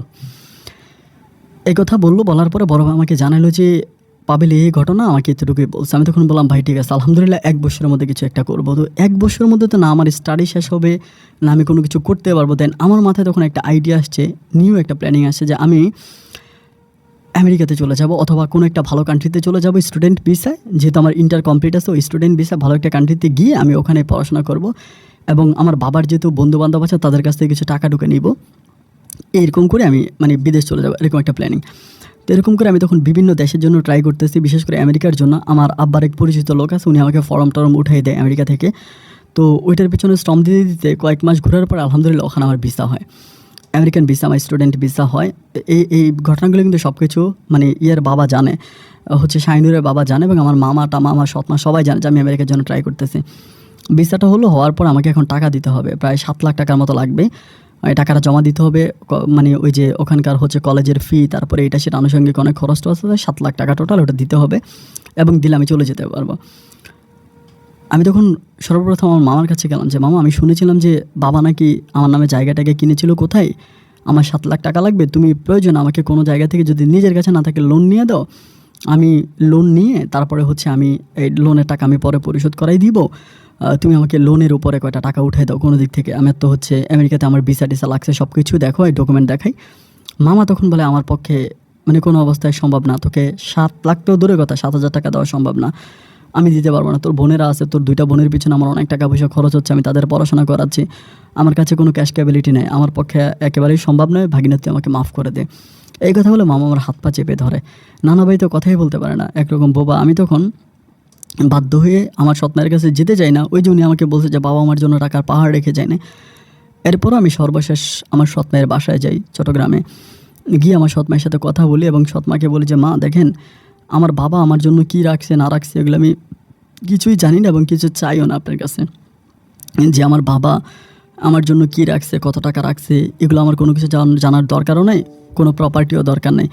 যেহেতু আমার আমেরিকার ভিসাটা হয়েছে আমি সেখানে চলে যাই, এবং সেখানে যাওয়ার পরে আপনি মানে আমাকে কিছুই করা লাগবে না, আপনি জাস্ট হচ্ছে আমি কিচ্ছু চাই না, আমি ওখানে চলে যেতে চাই, আপনি আমাকে 7 লাখ টাকা জোগাড় দেন, আর কিছু লাগবে না। ওই যখন আমার দিকে অনেক বড় বড় চোখ করে তাকায়, তাকে বলছে তোমার বাবা কি কখনো বলছিল যে তোমার জন্য কোনো কিছু করে গেছে? আমি তখন বললাম হ্যাঁ অবশ্যই আমার বাবা বলছে, আমার বাবা বলছে, এবং আমার বাবা আমাকে বারবারই বলতো যে চিটংয়ে আমার জন্য অনেক কিছু রাখছে। উনি তখন বলতো চিটংয়ে তোমার জন্য কী রাখছে তুমি খুঁজে বের করো, মানে কোথায় তোমার জন্য কী রাখছে এটা তুমি দেখো, চেক করো, মানে এটা দেখো। আমি তখন বললাম যে তো আমি কোথায় চেক করবো, আমার বাবা কোথায় রাখছে এটা আমি জানি না। উনি বলে তো আমি কী করে জানি, আমার জানা মতো তোমার বাবা তোমার জন্য কোনো কিছু রেখে চায় না, এবং যতটুকু আছে সব আমার নামে। আমি তখন বললাম তো আপনার নামে হয় কী করে, আপনি যে বাড়িতে আছেন চট্টগ্রামের নাম করে একটা জায়গা, আমার সৎমা থাকে এবং নিজেদের ওদের বাড়ি আছে, একটা না প্রায় 3টার মতো বাড়ি, এবং বাড়িগুলো আমার বাবার নামে, আমি সেটাও জানি আমার বাবার নামে বাড়ি আছে। কিন্তু উনি আমাকে ডিরেক্টলি বলতেছেন আমার বাবার নামে কিছুই নেই। এরকম করে টাকাটুকু খুঁজতে খুঁজতে খুঁজতে খুঁজতে আমার সেকশনটা মিস হয়ে গেল, মানে আমি আর যেতে পারলাম না আমেরিকাতে, যেতে পারলাম না। পরে টাকা চাই, আর টাকা কোনো ভাব থেকে মানে আর টাকাও পাইলাম না। পরে আমি এইটাও পর্যন্ত করি, আসলে এতটাই দুঃখজনক ব্যাপার যে আমি শাহিনুরের বাবার কাছে পর্যন্ত যাই, সৎ মায়ের কাছ থেকে ফিরে এসে শাহিনুরের বাবার কাছেও যাই যে আপনি আমাকে 7 লাখ টাকা দেন, আমি বিদেশ যাই এবং গিয়ে আমি আপনার টাকা পরিশোধ করাই দিব। উনি তখন আমার ওই বড় ভাইকে ফোন করে বলে যে ওই ছেলে আমার কাছে 7 লাখ টাকা যৌতুক চায়, আমার মেয়েকে বিয়ে করবে, আমি তাকে 7 লাখ টাকা দেওয়ার জন্য ওই আমেরিকাতে যাবে, ও আমার কাছে যৌতুক চায়, মানে এই কথাটা পর্যন্ত আমাকে বলে। মানে বলার মতো আসলে কোনো ভাষা নাই আমার, যে এত পরিমাণের এই 7 লাখ টাকার জন্য আমি এত পরিমাণের কষ্ট পাইছি। কারো কাছ থেকে টাকা না পেয়ে আমার ভিসাটাই পরে ক্যান্সেল হয়ে যায়, টাইম ওভার হয়ে যায়, আমি আর যেতে পারি না। এদিক দিয়ে শাহিনুরের বিয়ে হয়ে যাচ্ছে, মানে ওকে বিয়ে দিয়ে দেবো, ওর বাবা বলতেছে যে আমি এরকম রাস্তায় ঘুরছি, তখন আমি আর পড়াশোনাও করি না, পড়াশোনা অফ। শাহিনুরে তখন আসলে সত্যিকার অর্থে শাহিনুর আমাকে টাকা পাঠাইতো, বিভিন্ন মাধ্যমে আমার জন্য টাকা পাঠাইতো, আমি ওর টাকা দিয়ে চলতাম, এবং বলতো যে কিছু একটা করো না, কিছু একটা করো। তুমি কিছু একটা কী করবে, ইন্টারমিডিয়েট পাশে একটা ছেলে, আমেরিকার ভিসা লাগলো, তারপর ওইখানে যেতে পারলাম না, মানে খুবভাবে হচ্ছে ভেঙে পড়ছে, কোনোভাবে হয় না।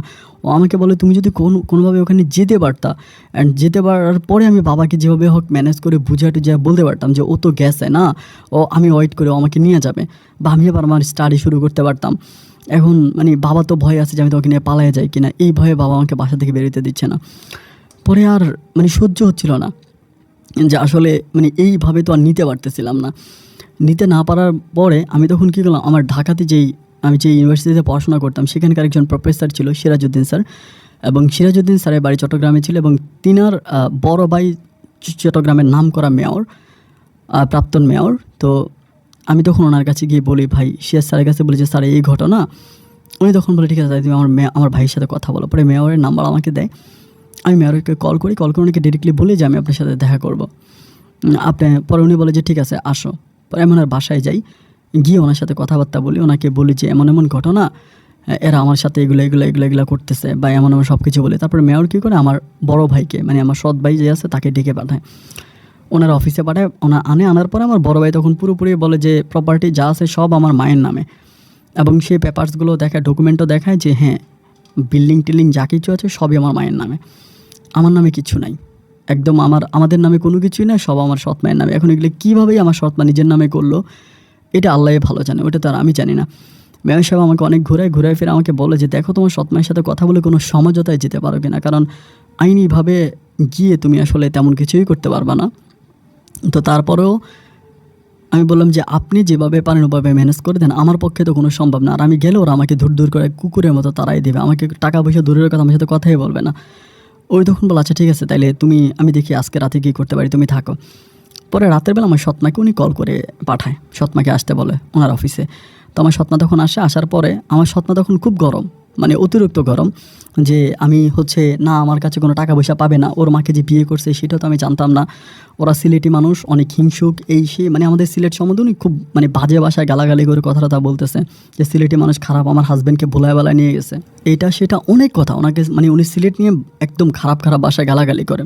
তো এরপরে মেয়র বলতেছে দেখেন সব ডিস্ট্রিক্টে ভালো খারাপ মানুষ আছে, আমাদের চিটংয়ের সব মানুষ ভালো না, তো এটা আপনি বাদ দেন, এখন আপনি বলেন যে কীভাবে কী করবেন। উনি বলে আমি আপনার কাছে কোনো কথা দিতে পারবো না, এখন আপনি যদি আইনভাবে মামলা করে আমার কাছ থেকে জায়গা নিতে পারেন তাহলে নিয়ে যান, জায়গা আমার নামে, আমার হাজব্যান্ডের নামে কিচ্ছু নেই। তো তারপরেও আমি আপনি যেহেতু আমাকে এখানে ডাকছেন, ওরে কালকে আমার বাসায় যাইতে বলেন, আমি দেখি কালকে কী করতে পারি। এই কথা বলে উনি মেয়রের সামনে থেকে সোজা উঠে চলে যায়। আমার সৎমায়ের কিন্তু অনেক পাওয়ার ছিল চিটংয়ে। উনি মেয়রের সামনে থেকে উঠে সোজা চলে যায়, চলে যাওয়ার পরেই মেয়র সাহেব তখন আমাকে বলতেছে যে কী করবা। আমি তখন বললাম যে স্যার কী করতে পারি, আপনার ভাই তো আমাকে পাঠাইছে, সিরাজউদ্দিন স্যার আমার খুব পরিচিত মানুষ, উনি আমাকে পাঠাইছে। পরে উনি আমাকে বলছে আমি আমার ছোটো ভাইয়ের কথা শুনিয়ে তোমার সাথে এতক্ষণ ধরে কথা বলতেছি। তো ঠিক আছে তুমি কালকে যাও সকালবেলা ওনার বাসায় যাও, এন্ড গিয়ে দেখো উনি কী বলে। আমি বললাম যে বাসায় গেলে যদি ওনার ছেলেদেরকে দিয়ে আমাকে মারে, ওরা তো সবাই আমার বড়, আমার সিনিয়র ভাই, ওরা যদি আমাকে মারে টারে তখন আমি কী করবো। উনি আমাকে বলেছে না তোমার গায়ে কেউ হাত তুলবে না, যেহেতু তুমি আমার কাছে আসছো, আমার মাধ্যমে গেছো, তোমার গায়ে একটা ফুলের টোকাও দেবেন, এটা আমি গ্যারান্টি দিয়ে বলতে পারি। তুমি রাতে থাকো এবং সকালে তুমি যাও। পরে আমি রাতটা হোটেলে থাকি, হোটেলে থাকার পরে পরের দিন সকালবেলা সৎমায়ের কাছে যাই। যাওয়ার পরে আমার সৎবোন আছে নাদিয়া নামের, তো আমি যাওয়ার পরে আমি তখন বললাম যে সৎমা, আমি দেখতে পাই উনি মানে ড্রয়িং রুমে বসে আছে। আমি যাওয়ার পরে তখন ড্রয়িং রুম থেকে ল্যাপটপ টাপ টাপ টাপ টাপ করে উঠে চলে যায়, মানে ওনার রুমের দিকে উনি চলে যায়, মানে বব করে অনেক কথা বলতেছে মুখের উপর। আমি তখন ওখানে গিয়ে দাঁড়িয়ে থেকে পরে বলি যে মা, মানে 2-3 বার ডাক দিন আমার দিকে ফিরেও তাকায় না। পরে অনেকক্ষণ পরে প্রায় 10-15 মিনিট পরে উনি তখন আসে, কি একটা কাগজের বান্ডিল টান্ডিল নিয়ে আসে। আইসা আমার বোন ওই যে নাদিয়ার হাতে দিয়ে বলতেছে এই এটা ওরে দে, আর ওরে বল এটা নিয়ে যাতে ও চলে যায়, আর জীবনে যাতে কখনো এখানে না আসে। তো আমার হাতেও খামটা দিল, দেওয়ার পরে মানে বক্সটা দিল, দেওয়ার পরে বুঝলাম যে ওখানে টাকা আছে। তো আমি তখন বললাম যে মা এটা মানে কত টাকা বা কী আসে বিষয়। বলে যা চাইছো তাই দিছি, যেটা চাইছো সেটাই দিছি, আমার কাছে আর কোনো দিন আসবা না বা আমি আর কোনো কিছু দিতে পারবো না। তো আমি বললাম যে মানে উনি আর কোনো কথাই নেই, উনি ওই যে আমার মানে সৎবোনকে নিয়ে উনি সোজা বেরিয়ে গাড়ি নিয়ে উনি বেরিয়ে গেছে। তো আমি বাসায় দাঁড়াইছিলাম, কাজের মেয়ে খাবার দিচ্ছে, আমি খাবার খাইছি, খেয়ে আমি ওখান থেকে আবারও মানে পুরোনায় ইয়াতে আসছি, সিলেটে আসছে। ওই মামার বাসায় আসছে, মামা তো আমার সাথে ঠিক মতো কথা বলে না। বাসায় এসে আমি তখন খামটা খুলে দেখতেছি ওখানে বরাবর 7 লাখ টাকা আছে। তো তখন আমি শাইনুরকে ফোন দিয়ে বললাম যে শাইনুর এই ঘটনা, 7 লাখ টাকা দিচ্ছে মা, এখন কি করবো। আমাকে বলে তুমি ভালো বুঝো, তুমি চিন্তা করো কি করবা। তা আমি তখন চিন্তা করলাম যে আমি আসলে আমেরিকাতে তো আর বৈধভাবে যেতে পারবো না। তখন আমার মায়ের জন্য খুব কষ্ট হচ্ছিল, যে আমি একটা টার্গেট নিলাম যে আমি শাহিনুরকে পাই বা না পাই। তখন শাহিনুরের প্রতি আমার মানে ভালোবাসা নাই, মরে গেছে সব কিছু। কারণ এই পৃথিবীটা যে যখন কত প্রতারণার বেইমানি, এটা আমি নিজের চোখে দেখতে পাচ্ছি সব কিছু। এরপরে আর মানে নিজের প্রতি আর কোনো মায়া নাই, শাহিনুরকে পেতে হবে এমনও আর আশা করি না। দূর বাদ দে, ওরে পাইলে পাইলাম, না পাইলে নাই, কিন্তু আমি আমার মায়ের কবরের কাছে যাব। আমার মাকে খুব আপন মনে হচ্ছিল, আমি আমার মায়ের কবরটা দেখব। আমি আমেরিকাতে যাব এবং সেটা যাব শুধুমাত্র আমার মায়ের কবর দেখার জন্য। তো 7 লাখ টাকা দিয়ে তো আমি আর বৈধভাবে যেতে পারবো না। আমাদের এলাকাতে একজন লোক আছে, ওনার নামটা নাই বলি, ওই বড় ভাই হচ্ছে আমেরিকাতে লোক পাঠায়। উনি প্রথমে দুবাইতে ভিসা করায়, দুবাইতে নিয়ে যায়, দুবাই থেকে হচ্ছে উনি অবৈধভাবে বিভিন্ন দেশ ঘুরে উনি নিয়ে যায়, অবৈধভাবেই নিয়ে যায়, কিন্তু মানে শুধু অল্প একটু, মানে প্রায় সব দেশে উনি ট্রাভেল করায়, লাস্টে হচ্ছে মেক্সিকোতে নিয়ে যায়, মেক্সিকো থেকে অবৈধভাবে ঢোকায়।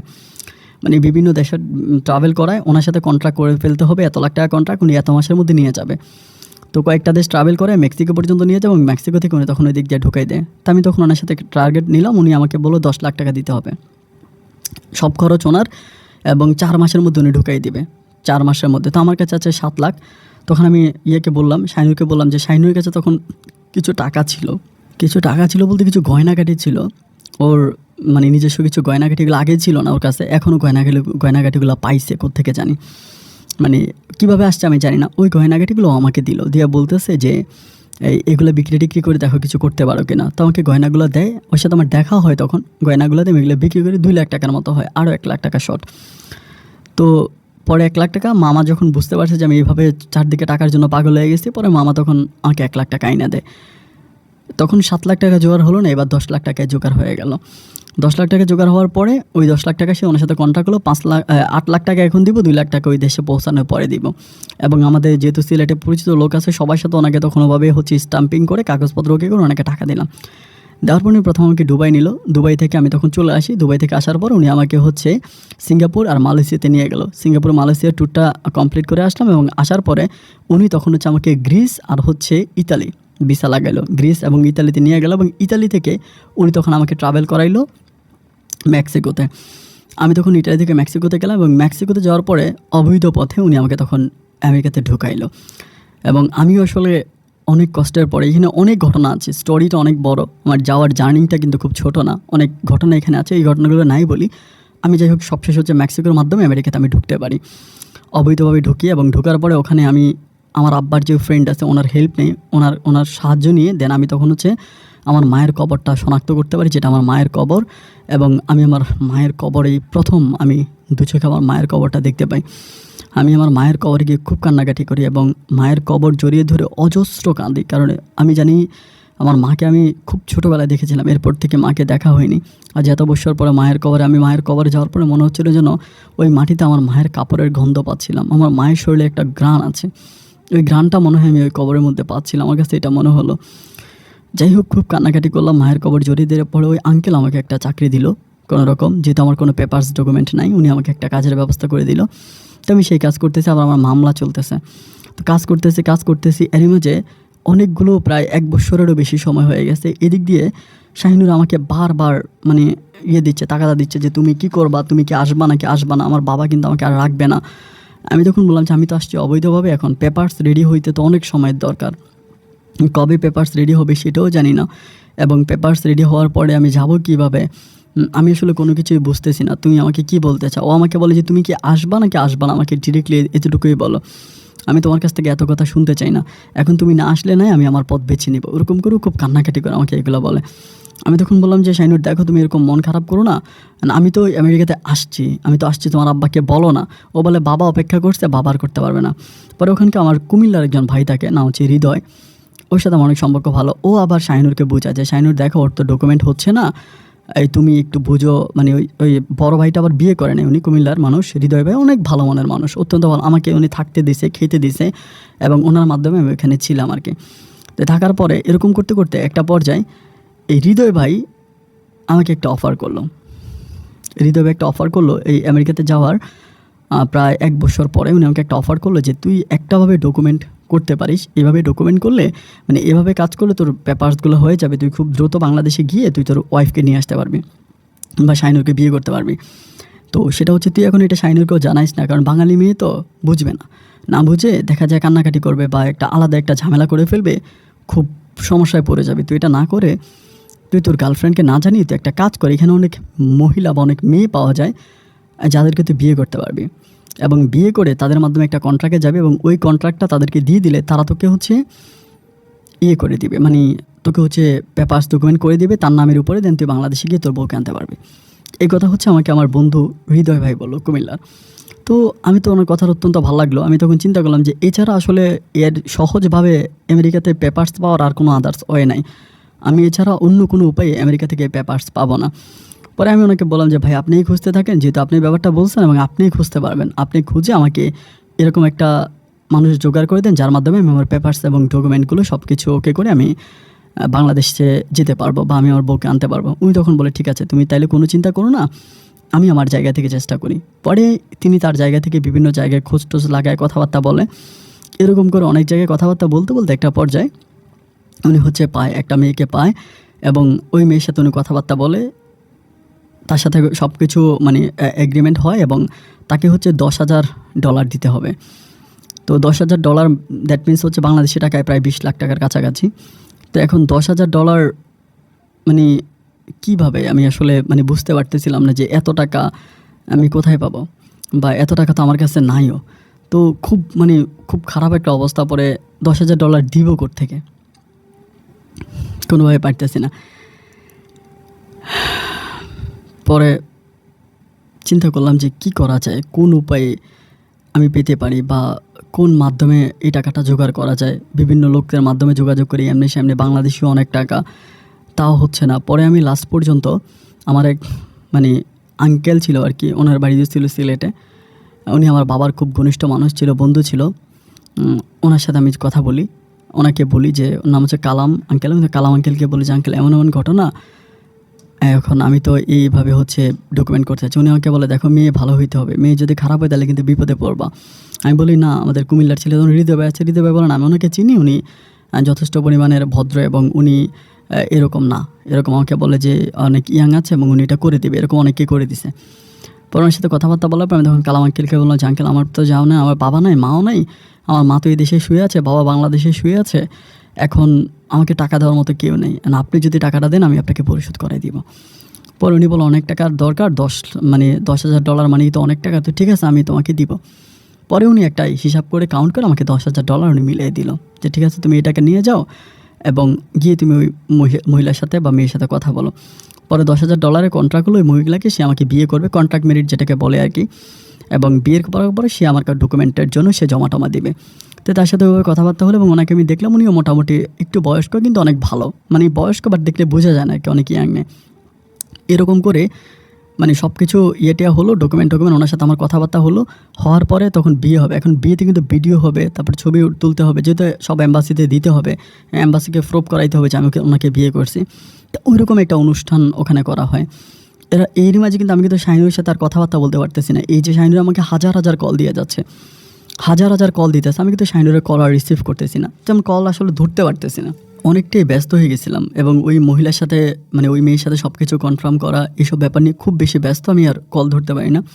কল না ধরতে পারার কারণে তো এভাবে শাহিনুরও কল দিয়ে যাচ্ছে, আর আমিও কি এই ব্যাপারটা বলতেছি না, যেহেতু আমাকে কুমিল্লার ওই বড় ভাই বললো, হৃদয় ভাই বললো যে এখন যদি আপনি তাকে জানান তাহলে দেখা যায় সেটাকে ভুল বুঝবে, সে তো আর বুঝবে না কন্ট্রাক্ট ম্যারেজ কাকে বলে বা কন্ট্রাক্ট ম্যারেজ কি এটা বুঝবে না, তাকে বললেন। আমি এই জন্যই বলি না। পরে সব কিছু ঠিকঠাক হলো, ইয়েটিও সব কিছু কনফার্ম হলো। হওয়ার পরে আমার বিয়ে হলো যেদিন, তার পরের দিন আমি তখন মোটামুটি রিল্যাক্স হলাম, যখন আমার পেপারস ডকুমেন্ট সব জমা দিব, আমার কাগজপত্র হবে, দেন আমি ওই মুহূর্তে হচ্ছে শাহিনুরকে কল দিলাম। এটা আমার বিয়ের পরের দিন। কল দিয়ে দেখতেছি শাহিনুরের নাম্বারটা বন্ধ। নাম্বারটা বন্ধ পাওয়ার পরে আমি তখন অবাক হয়ে গেলাম, কি ওর ফোন আমি কিন্তু কখনোই বন্ধ পাইনি, ওর ফোনটা বন্ধ। এরপরে আমি কী করলাম, ওর একটা বান্ধবী আছে, মানে ওদের পাশাপাশি বিল্ডিংয়ে থাকে, ওই মেয়েকে কল দিলাম। ওই মেয়ে শাহিনুরের কাছে গেছে, গিয়ে বলে যে ফাবিল ভাই কল দিচ্ছে আমেরিকা থেকে, তোর সাথে কথা বলবে। ও ডিরেক্টলি বলতেছে ওই কুত্তাকে বল যাতে আমার সাথে কোনো কথা না বলে, আমি ওর কোনো কথা শুনতে চাই না। মানে কোনোভাবেই ওর আমার সাথে কোনো কন্ট্রাক্ট করে না, মানে কোনোভাবেও আমার সাথে কোনো কথা বলে না। যতভাবেই তার সাথে কথা বলতে যায় ও আমাকে অ্যাভয়েড করে, আমার সাথে কথা বলে না।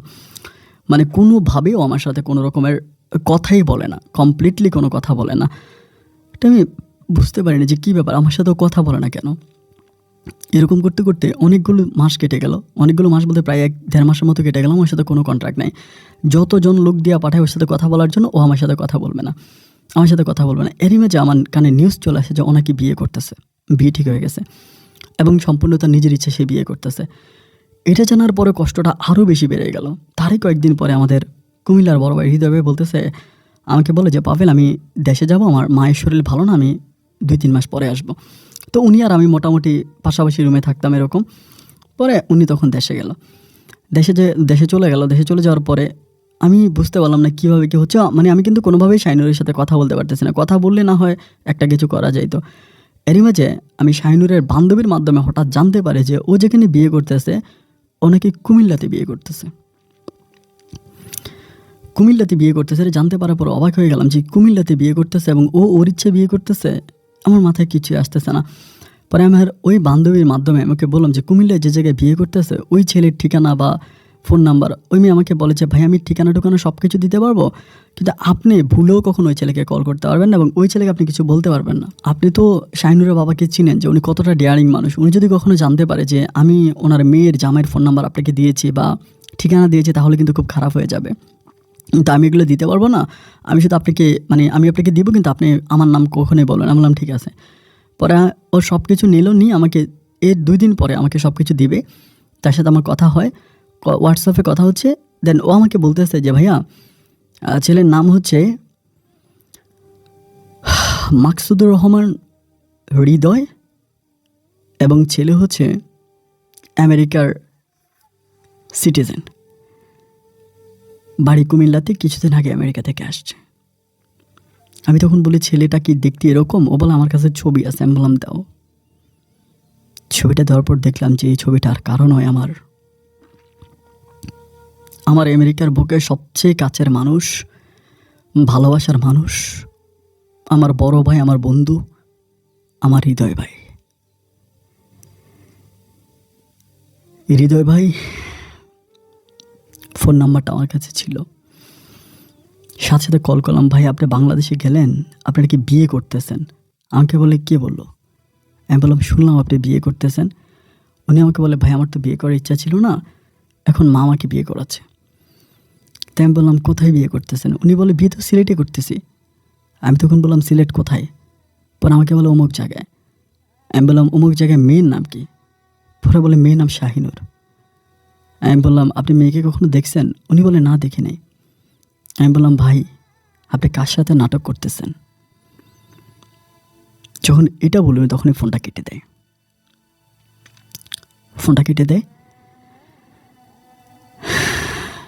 আমি যত কল দিই উনি আর আমার কোনো কল রিসিভ করে না। কয়েকদিন পরে শাহিনুরের বিয়ে হয়েছে এই হৃদয়ের সাথে। আমেরিকার মাটিতে বসে চিৎকার করে কাঁদতেছিলাম। আমার মায়ের কবরটা আমার কাছে ছিল। মায়ের কবরটাকে জড়িয়ে ধরে হাউ মাউ করে কাঁদতেছিলাম যে মা, এই নিষ্ঠুর দুনিয়াতে তুমি আমাকে রেখে গেলা কেন?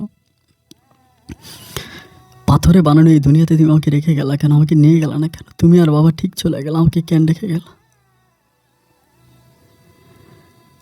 বিয়ে হয়ে যায় কুমিল্লার ওই ইতর বেঈমান হৃদয়ের সাথে আমার ভালোবাসার মানুষ শাহিনুরের। এবং বিয়ের 1 মাস পরে ওর বান্ধবীর মাধ্যমে আমি জানতে পারি শাহিনুর নিজের ইচ্ছায় বিয়ে করছে। তার কারণ ছিল আমি যে মেয়েটাকে কন্ট্রাক্টে বিয়ে করছিলাম, এটা শাহিনুর জানে না যে এটা আমাকে ডিরেক্টলি বিয়ে করছে। মানে আমার বন্ধু হৃদয় আমার এই বিয়ের ছবি, আমার এই বিয়ের ভিডিও সব কিছু শাহিনুরকে পাঠাইছে এবং শাহিনুরকে বলছে যে দেখো ও যে বিয়ে করতেছে, ও এখানে বিয়ে করে ফেলতেছে, ও তোমাকে ভালোবাসে না, ও এখানে বিয়ে করতেছে এবং ও তোমার কলও রিসিভ করে না। দেখো ও যে বিয়ে করতেছে এটা কিন্তু শুধু আমি জানি, আমার খুব কাছের বন্ধু। তুমি যদি ওকে বলে দাও যে ও বিয়ে করছে, এটা যদি তুমি তাকে বলো তাহলে সে আমার সাথে অনেক খারাপ সম্পর্ক হয়ে যাবে, যেহেতু আমরা আমেরিকাতে একসাথেই থাকি। তো তুমি তাকে এটা বইলো না, আমি তোমার ভালো চাই বলে তোমাকে ব্যাপারটা জানাই দিলাম। ও আসলে একটা প্রতারক। ও আমেরিকান একটা মেয়ে পাইছে, ভালো মেয়ের বাপে টাকা পয়সা আছে, ঘরবাড়ি আছে, এই মেয়ের বিয়ে করে ফেলছে লোভে পড়ে। ও তোমার প্রতি কোনো ভালোবাসা ছিল না। এই কথা সে শাহিনুরকে বলে এবং বলার পরে শাহিনুর তার কাছে খুব কান্নাকাটি করেছে, ভাইয়া প্লিজ আমি বাঁচতে পারতেছি না, আমার নিঃশ্বাসটা বন্ধ হয়ে যাচ্ছে। তখন শাহিনুরের ওই নিঃশ্বাসের অক্সিজেন হয়েছে আমার বন্ধু হৃদয়। হৃদয় তখন তার সাথে কথাবার্তা বলে, অলওয়েজ কথাবার্তা বলে, তাকে সান্ত্বনা দেয়, কান্না করো না, আমি আছি। আসলেই উনি আছে বলেই উনি ওনাকে বিয়ে করছে। যাই হোক, হৃদয় এরপর আবার আমেরিকাতে আসে, কিন্তু আমার সাথে আর থাকে না। অন্য একটা স্টেটে, অন্য একটা শহরে থাকে, আমার সাথে তার দেখা হয় না। কিন্তু সবচেয়ে দুঃখজনক ব্যাপার হচ্ছে আমি যে মহিলাটাকে বিয়ে করলাম কাগজপত্রের জন্য, কিছুদিন পরে উনি আমার কিছু ডকুমেন্ট আমাকে দেওয়ার জন্য আমার বাসায় আসছে। ডকুমেন্টগুলো আমাকে দিতেছে আর আমি যখন তারে বললাম যে তোকে একটা কথা বলবো, শুনবি? আমাকে বলে হ্যাঁ বল। আমেরিকান সিটিজেন মহিলা তো। আমি বললাম দেখ, যেই কারণে শাহিনুর আমাকে ছেড়ে চলে গেল, কারণ তো একটাই ছিল যে আমি হচ্ছে আমেরিকার একটা মেয়েকে বিয়ে করছি, এই জন্য চলে গেছে। আমি তখন এই মহিলাটাকে বলতেছি আমি যদি তোকে সত্যি বিয়ে করি এবং তোর সাথে সারা জীবন থাকি, তোর কি কোনো অভিযোগ আছে? ও আমাকে বলে আমি ম্যারিড, আমার হাজব্যান্ড মারা গেছে কিন্তু আমার 2টো বেবি আছে, এবং তুই শুনলে অবাক হয়ে যে আমার হাজব্যান্ডও বাংলাদেশি ছিল। আমার তখন খুব ভালো লাগলো যে ওর হাজব্যান্ডও বাংলাদেশি ছিল। আমি তখন বললাম যে তুই আমাকে যেহেতু বিয়ে করছিস, তুই আমার তোর সাথে রেখে দে, আমি তোর হাজব্যান্ড হিসাবে থাকতে চাই। এটাতে বলাতে সে অনেক খুশি হলো যে ইয়াং একজন হাজব্যান্ড সে পাইছে। পরে সেই পেপারসগুলো ওভাবেই রেডি করলো, সব কিছু ডকুমেন্ট ওভাবেই করলো এবং আমাদের সাথে সে থাকলো। আমি তার সাথে ঘুরতেও গেলাম। আমরা হচ্ছে কানাডাতে 5-6 দিনের মতো গিয়ে থেকে আসলাম এবং রিয়েল হাজব্যান্ড ওয়াইফের মতো আমি থাকতেছি। এরকম করে তার সন্তানরা যেখানে থাকে সে বাসায় সে যায় না, খুব কম যায়, সন্তানরা বড় বড় হয়ে গেছে। তো একদিন সে বাসায় সে আমাকে নিয়ে যায় আমাকে বললাম, আমি তোকে ওই বাসায় নিয়ে যাবো, আমার সন্তানরা আছে, তোর সাথে কথা বলবে। আমি তখন তার সাথে ওই বাসায় যাই। ওই বাসায় যাওয়ার পরে আমি তার দেওয়ালে, মানে সন্তানরা যে রুমে থাকে, যে বাসায় থাকে, ওই বাসায় ড্রয়িং রুমের দেওয়ালে আমি আমার জন্মদাতা বাবার একটা ছবি দেখতে পাই। ছবিটা দেখতে পাওয়ার পর আমি তখন অবাক হয়ে যাই, কিনা আমার বাবার ছবি এখানে। বাবার ছবি কিন্তু আমার কাছেও ছিল, এবং ওই বাবার এই ছবিটা অনেক সুন্দর একটা ছবি। এটা আমার নানু বাড়িতেও বাধাই করা আছে। আমি তখন বললাম যে, হু ইজ দিস গাই? এই মহিলা বলতেছে, he is my husband, but he is died, he is from Bangladesh. সে আমাকে বলতেছে, এটা আমার স্বামী, সে মরে গেছে, সে বাংলাদেশে ছিল, এবং যে দুটো সন্তান আছে এরা তারই সন্তান। আমি তখন বললাম, তার নাম কি এটা? পরে বলে হ্যাঁ। আমি তখন বুঝতে পারি উনি আমার সৎ মা। কিন্তু তখন তার সাথে আমার সব রকম সম্পর্ক হয়ে গেছে। সে থেকে আজকে 4 বৎসর আমি সৎ মায়ের সাথে সংসার করছি। আমার ভাই আমাকে বাবা বলে ডাকে, আমার বোন আমাকে বাবা বলে ডাকে। যাকে মন প্রাণ উজাড় করে ভালোবাসলাম, সে ভালোবাসার মানুষটা আজকে হৃদয়ের সাথে সংসার করছে।